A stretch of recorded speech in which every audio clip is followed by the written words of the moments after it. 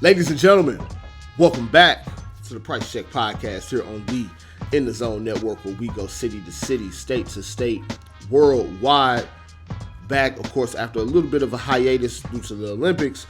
Now that the Olympics is over with and we have football season right here knocking on our doors, got to come back with the sports content that you love. So, of course, Olympic basketball is now a wrap. Not necessarily the only sport we care about in the Olympics, but for all intents and purposes of this show, the main one that we need to focus on here as the Olympics have wrapped up, give a little bit of a recap on before getting into some fantasy football to start the show this time around for football season. But Olympics are over with. Both the men's and women's national teams here in the U.S.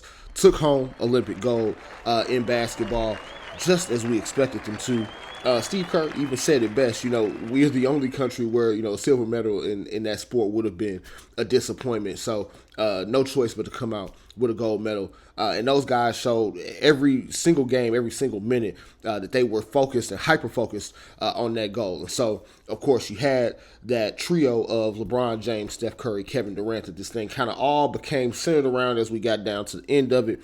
Saw some epic moments from KD once pool play actually got started. LeBron was a driving force for them the entire tournament. And, of course, Steph Curry doing Steph Curry things, just making magic happen those last two games, semifinal against Serbia, and then again in the championship, the gold medal game against France. And so Steph, of course, again, epic, has probably the most iconic night that we're ever going to see from him in clinching the gold medal against France in France.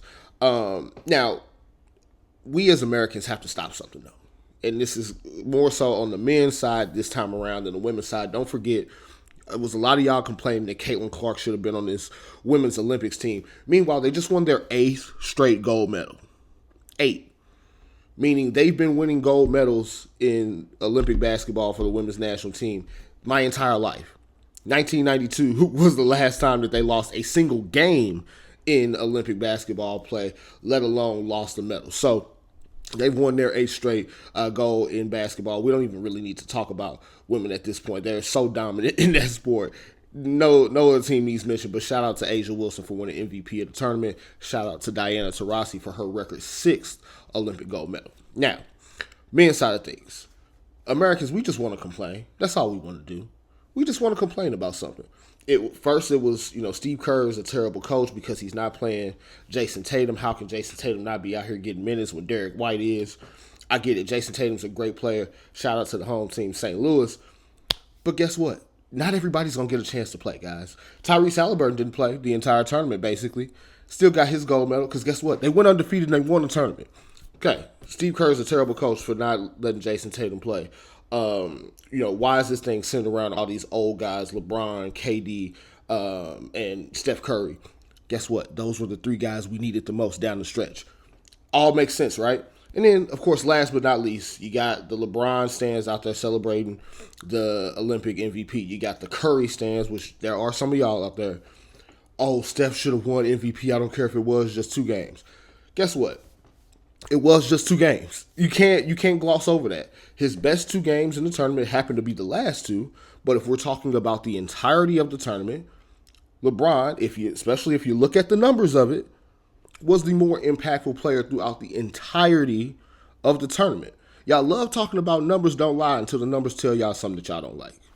Simple and plain. Let's stop the complaining. They won the gold medal. They took care of business. Let's celebrate our Olympic gold medalists in basketball the same way we do in any other sport. Rant over with. Now, of course, we'll get into WNBA basketball as they return from their Olympic break. But to end the show today, of course, we'll keep it kind of short just when I first went back. But we're going to get into some fantasy football. Now, typically, I don't do the fantasy football talk because, of course, everybody's favorites or, everybody's opinion is going to be a little bit subjective. There's no right or wrong way to play fantasy football, right? But somebody who I feel like has a little bit of experience winning some fantasy football leagues, just going to throw out, at least in this episode, a few of my favorite value picks for this year in fantasy football. Now, what I mean by value, these are guys that you're going to get probably in the second half of your draft. So I'm talking, if you're doing, a standard 10 or 12 team league, this is probably going to be like round 8 or later. And so not guys that are necessarily going to be the first guys that you take, But guys, if you get them and they, things break right or the upside actually hits on some of these picks, these are guys that can help you win your league by a long shot. So we'll give two quarterbacks. We'll run one running back, one wide receiver, one tight end. So we're going to go ahead and jump right into it. Now, the value picks that I love right here at quarterback is actually both of the two first-round draft picks here in the NFL draft from this year. So you got Caleb Williams of the Chicago Bears. You got Jayden Daniels of the Washington Commanders. Now, for those two guys, the reason why I love both of those picks, one, you got guys who are going to be throwing the ball because, at least in Daniels' case, he's probably going to be behind in quite a few of the games that he's playing in. You also got guys that are mobile. And what we know about quarterbacks in fantasy football, the guys who use their legs are the guys who are most valuable. You can win your league with a guy like Joe Burrow, for instance, at quarterback. But you're going to have to get a lot of those other positions right. He's not going to necessarily bring the highest of floors compared to some of the other quarterbacks because he's not taking off and running, 6, 8, 10 times a game. Whereas a guy like Jayden Daniels, he's going to use his legs. He's going to have to throw the ball a lot. He's actually got a decent group of pass catchers there.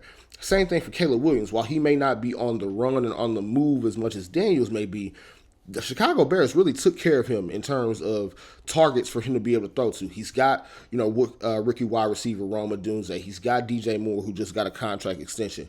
He's got Keenan Allen, who's fresh off of trade from the Chargers. Still got Cole Kmet, who's a very serviceable, really above average tight end in the National Football League. So he's got pass catching weapons. He's got options. And as a team that they are invested in him because of everything they did, moving on from Justin Fields, things like that, they want to make him look good. So those two quarterback, I couldn't really make a decision between who I like most between those two, but both of those guys are guys you can probably get, I'd say at the earliest, maybe 9th round, probably latest like 11th round in most drafts, depending on who you're drafting against, how many teams are in your league. But I think both of those guys have top 10 quarterback upside this year, and Jayden Daniels specifically with the type of numbers that he could potentially put up on the ground, as long as he doesn't get hurt, of course. I do think got a lot of upside there. Now, moving on to running back. Running back, I got Nick Chubb. Simple. I know he's injured right now, coming off of a pretty gruesome knee injury, but I do think that with the timing of which he's going to be able to come back, you're probably looking, like November-ish, that he's going to be able to play. Draft him now, you stash him. You can select a number of different running backs to kind of keep you afloat up until the time that he comes back. But being able to get a guy like Nick Chubb, who's led the league in rushing in previous years, who has a crazy amount of upside once he is actually healthy, being able to get him in the back end of your draft and stash him away for the home stretch of the fantasy football season, where we know a lot of guys by that time are probably going to be injured and picking up, other potentially season-ending injuries, things like that. That's a nice little card to have in your back pocket, especially at a running back position where we know, the margins are super thin on that position, especially depending on when you're drafting them. So, Nick Chubb is my value pick at running back. Wide receiver, I'm going with the Jacksonville Jaguars rookie Brian Thomas Jr. So, drafted him out of LSU, teammate of Jayden Daniels, the Washington Commanders' new quarterback. Brian Thomas Jr. looked amazing in his preseason game here for the Jaguars, but even more than that, he's a deep threat. He's a guy that they're going to try to get the ball to down the field. And again, you can get him in like the 11th, 12th round of your draft. So he's not a receiver that you have to necessarily rely on in the early weeks, which we know rookie wide receivers historically have typically gotten better as the season goes on. He's a guy that's going to continue to develop that rapport with Trevor Lawrence as the season goes on, and he's also giving them an element in that offense that they typically just didn't have last year. Now, granted, they signed guys like, Gabe Davis, things like that, but to me, I think Brian Thomas Jr. in terms of the combination of speed and size, the only comparison that we have for him in terms of speed and size in combine previous years was DK Metcalf. We see how it turned out for DK Metcalf, not only as a rookie, but since then in his career. It's a guy that you can rely on to win the ball downfield. It's a guy that's going to use his speed to get past a lot of people. And I think, again, being able to get a guy like that who's going to get a heavy amount of targets in an offense that's probably going to have to pass a lot. Brian Thomas Jr., especially, again, 11th, 12th round of your draft, absolute steal and potential league winner if everything hits for him. Now, last and not least, we got Brock Bowers, rookie tight end for the Raiders. Reason I like this pick, again, it's a guy you can get very, very end of your draft. In most cases, you're probably looking, again, maybe 11th, 12th round, the earliest for him. Tight end is already a thin position, number one.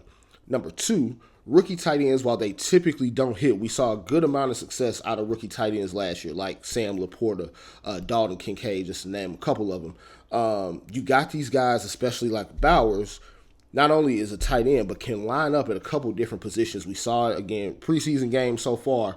He lined up just about everywhere.